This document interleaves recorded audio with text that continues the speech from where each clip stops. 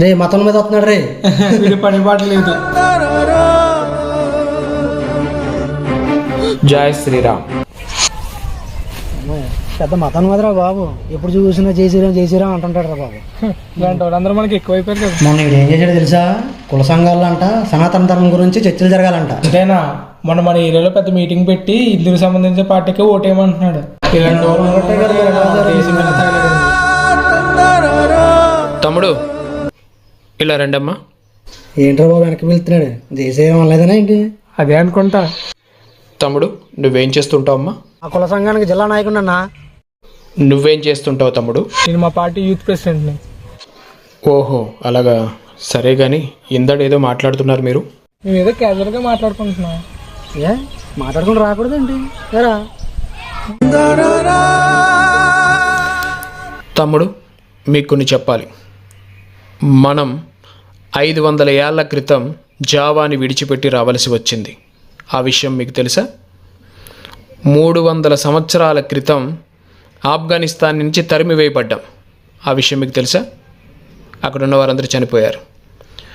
200 సంవత్సరాల క్రితం తక్షశిల నుంచి తరిమివేయబడ్డాం. అక్కడ ఉన్న వారందరూ చనిపోయారు. ఆ విషయం మీకు తెలుసా? సరే ఇవన్నీ మాకేందుకు చెప్తున్నావు? మాకేంటి సంబంధం? ఏంట్రా బాబు ఈ క్యాసెట్? మాకేం పని లేదా? కొంచెం ఓపికగా వినండి. 80 ఏళ్ల క్రితం బర్మాని వదిలిపెట్టి వచ్చాము. 70 ఏళ్ల క్రితం పాకిస్తాన్, కరాచీ, లాహోర్ లాంటి ప్రాంతాల నుంచి తరిమివేయబడ్డాం. అక్కడున్న హిందువులందరూ కూడా చంపబడ్డారు. 40 ఏళ్ల క్రితం బంగ్లాదేశ్ నుంచి పారిపోయి రావాల్సి వచ్చింది.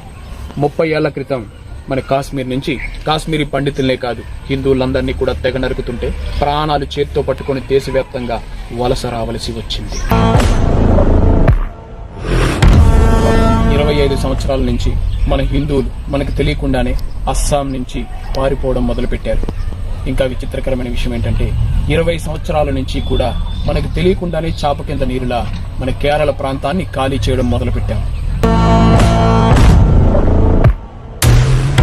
ప్రస్తుతం పశ్చిమ బెంగాల్ నుంచి అనేక వేల కుటుంబాలు హిందువులు ఆ ప్రాంతం నుంచి వలస వెళ్ళిపోతున్నారు. ఇక పాత బస్తీ, చార్మనార్ లాంటి ప్రాంతాల్లో హిందువులు బతకడమే కష్టంగా మారింది.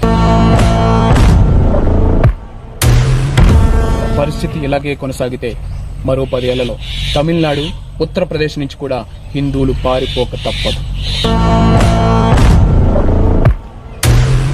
15 ఏళ్ల తర్వాత బీహార్, 20 ఏళ్ల తర్వాత హర్యానా, 30 ఏళ్ల తర్వాత ఢిల్లీని కూడా వదిలి పారిపోక తప్పదు. అలాంటిది మన హిందువుల పరిస్థితి.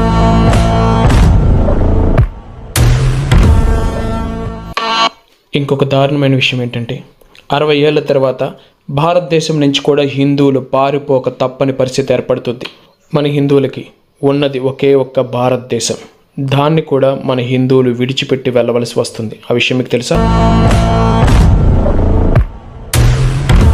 ఇంత జరుగుతున్నా కూడా కులపిచ్చితో ఒకడు, రాజకీయ మత్తులో ఒకడు, అసలు హిందువులకి ఏం జరుగుతుందో తెలియదు, దేశానికి ఎంత ప్రమాదం పొంచి ఉందో తెలియదు. అయినా కూడా మీ సెక్యులర్ వాదంతో మాలాంటి వాళ్ళని ఎగతాళి చేసి మీరు ఆనందం పొందుతున్నారు. ఇలాంటి ఎన్నో కఠిన నిజాలు గుండెల్లో దాచుకుని మాలాగా కొంతమంది హిందుత్వం కోసం, హిందువుల రక్షణ కోసం కృషి చేస్తుంటే సెక్యులర్ వాదులుగా ఉంటూ మమ్మల్ని హేళన చేసి కించపరిచి మమ్మల్ని అవమానపరుస్తుంటే దేశ పరిస్థితి ఏమవుతుందో అర్థం చేసుకున్నారా? హిందువుల భవిష్యత్తు ఏమవుతుందో అర్థం చేసుకున్నారా?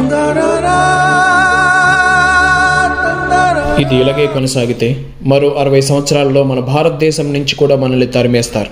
ఎందుకంటే ఇప్పటికే 9 రాష్ట్రాలకు పైగా మన హిందువులు మైనారిటీలుగా మారిపోయారు.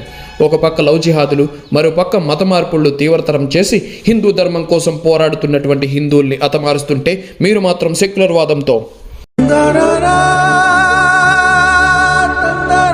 చరిత్ర తెలుసుకోండి తమ్ముడు. చైతన్య జీవనానికి అంకురార్పణ. మనం ఎవరం గమనించట్లేదు కానీ హిందువుల పరిస్థితి చాలా అధ్వానంగా మారింది. అవునన్నా, ఇంత జరుగుతుంటే మనకు తెలియలేదా? భవ్య సౌజన్య భావాల సంతర్పణ.